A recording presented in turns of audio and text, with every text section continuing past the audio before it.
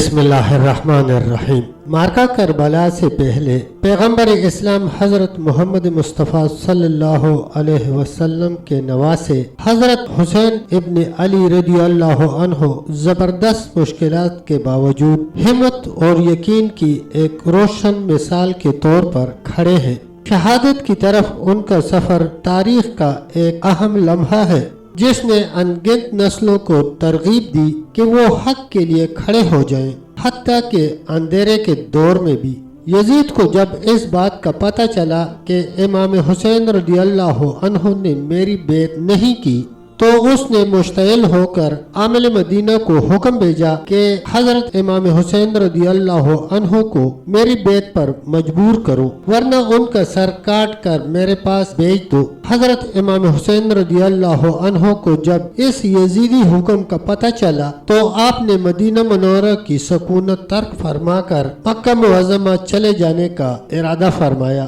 اور مدینہ منورہ سے روانگی سے پہلے رات کو نانا جان حضور سرور کائنات صلی اللہ علیہ وسلم کے مزار انور پر حاضر ہوئے اور رو رو کر عرض حال کرنے لگے، اور پھر روزہ انور سے لپٹ کر وہیں سو گئے۔ خواب میں دیکھا کہ نانا جان تشریف لائے ہیں اور آپ نے حسین رضی اللہ عنہ کو چوما اور سینہ اقدس سے لگا لیا اور فرمایا، بیٹا حسین، ان قریب ظالم تجھے کربلا میں بھوکا پیاسا قتل کر دیں گے، تیرے ماں باپ اور بھائی تیری انتظار میں ہیں، بہشت تیرے لیے آراستہ ہو رہا ہے، اس میں ایسے درجات عالیہ ہیں جو شہید ہوئے بغیر تجھے نہیں مل سکتے۔ جاؤ بیٹا، صبر و شکر سے جام شہادت پی کر میرے پاس آ جاؤ۔ حضرت امام حسین رضی اللہ عنہ یہ خواب دیکھ کر گھر آئے اور اہل بیت کو جمع کر کے یہ خواب سنایا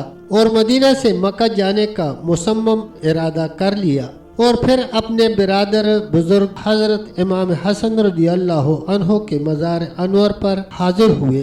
اور کلمات رخصت زبان پر لائے، اور پھر ماں کی قبر انور پر حاضر ہوئے اور عرض کیا، اے اماں جان، یہ نازوں کا پالا تمہارا حسین آج تم سے جدا ہونے آیا ہے اور آخری سلام عرض کرتا ہے۔ قبر انور سے آواز آئی، وعلیکم السلام، اے مظلوم، اور آپ وہاں کچھ دیر روتے رہے اور پھر واپس تشریف لائے اور مکہ معظمہ جانے کی تیاری فرما کر مکہ معظمہ کو روانہ ہو گئے۔ حضرت امام حسین رضی اللہ عنہ کی شہادت کا خود حضرت امام حسین رضی اللہ عنہ کو بھی علم تھا، اور یہ آپ ہی کی شان ہے کہ علم کے باوجود کبھی پایا استقلال میں ذرا بر لغزش نہیں آتی اور شوق شہادت میں کمی نہیں آتی، اور جذبہ جانثاری اور بھی زیادہ ہی ہوتا ہے۔ حضرت امام حسین رضی اللہ عنہ نے اپنی سیرت پاک سے بتا دیا